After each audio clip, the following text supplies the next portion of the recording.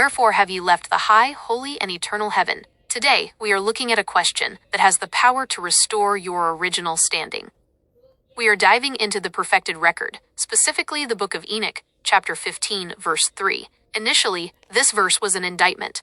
This was the voice of the Creator speaking directly to the watchers, those powerful spirits who fell. They inhabited a high and holy frequency. They held the keys to the infinite gate, but they made a conscious choice to trade their eternal standing for temporary, physical desires. They left the frequency of heaven for the density of the earth, but there is a high-frequency truth here. This question applies to us every single day. Every morning, you have a choice to maintain your high and holy standing. You are a spirit meant for the frequency of peace and wisdom. Yet, every day, we make choices that take us out of that frequency. When you choose to engage in gossip, you are leaving the high. When you wallow in drama or anger, you are leaving the holy.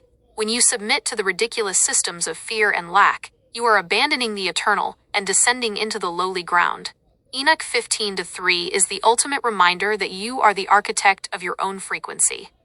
The system wants you trapped in the density. It wants you focused on the physical hallway of testing, so you forget your true origin. The question, wherefore have ye left, is not just a judgment. It is a call to return. It is an invitation to stop settling for the lowly ground and to reclaim your high, holy standing. This is what the spiritual tribunal is all about, restoring the original frequency of the perfected record.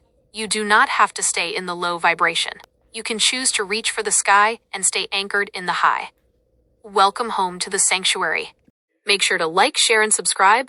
Check out the links in the comments for 100% free resources.